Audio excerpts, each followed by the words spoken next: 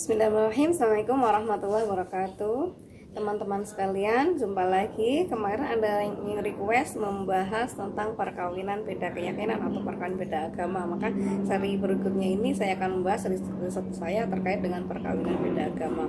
Yang pertama, secara yuridis, bagaimana hukum perkawinan beda agama di Indonesia dalam hukum Indonesia.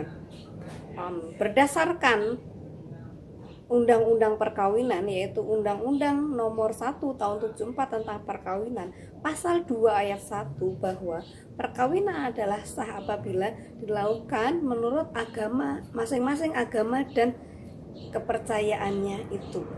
Nah, sehingga di sini banyak yang menafsirkan ini merupakan pelarangan terhadap perkawinan beda agama. Kenapa? Karena pada prakteknya nanti perkawinan menurut hukum masing-masing. Jadi hukum masing-masing ini dimaknai dalam praktek di lapangan itu ya orang Islam menikah dengan orang Islam dengan hukum Islam.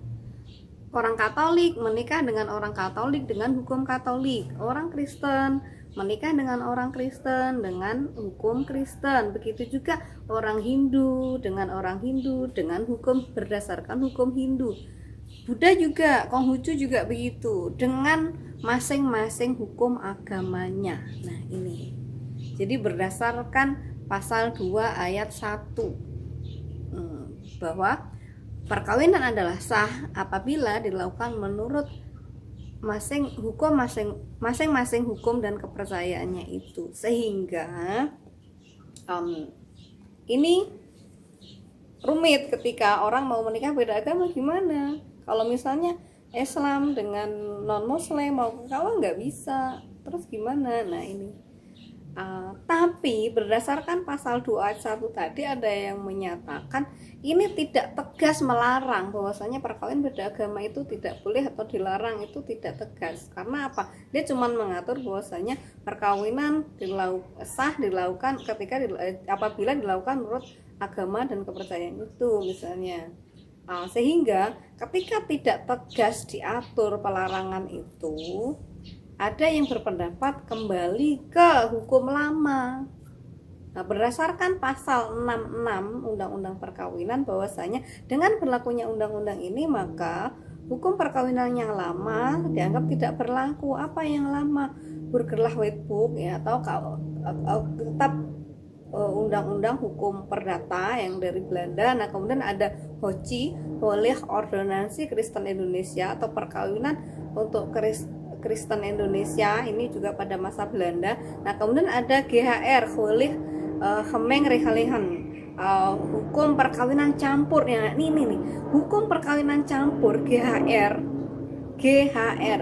Gemeenrechtling, peraturan perkawinan campur. Nah, ini yang sudah diterbitkan pada masa Hindia Belanda dulu. Ini merupakan suatu hukum yang dianggap dulu mengatur perkawinan campur, termasuk perkawinan campur itu perkawinan antar golongan, karena dulu ada golongan Eropa dengan golongan pribumi misalnya. Nah, kemudian juga perkawinan beda agama, beda keyakinan itu dulu diatur di GHR gitu.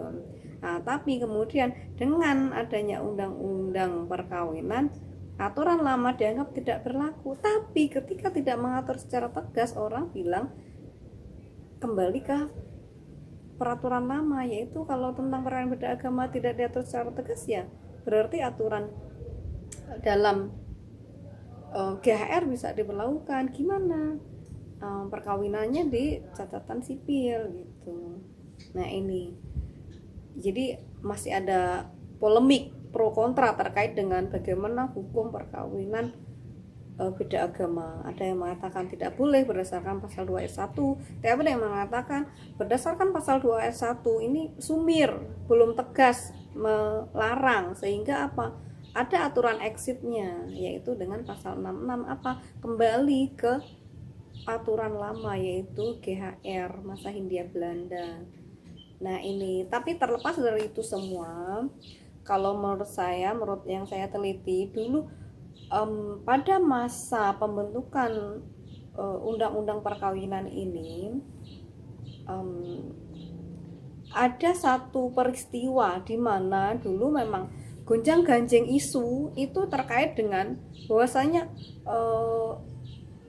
orang nasionalis yang menyusun undang-undang ini ingin melegalkan perkawinan beda agama. Ada beberapa pasal yang disorot itu bahwasanya perkawinan beda agama, kemudian juga anak yang lahir dalam masa pertunangan, kemudian juga bagaimana cerai dari pengadilan agama, ya, ini harus dilegalisasi ke pengadilan negeri, sehingga menuai protes dari kelompok umat Islam. Jadi ini yang kemudian saya sebut dengan tafsir teleologis, tafsir berdasarkan tujuan apa, tujuan pembentuk undang-undang masa dulu, sehingga kita kembali ke histori.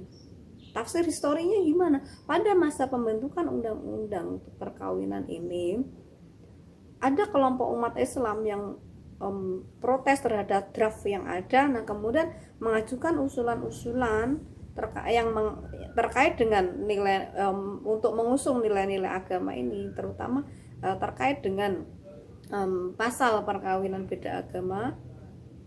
Ini ya tadi, bahwasanya perkawinan menurut hukum agama dan kepercayaan masing-masing ini, sehingga hukum agama tetap terakomodir dan juga hukum Islam ini, sehingga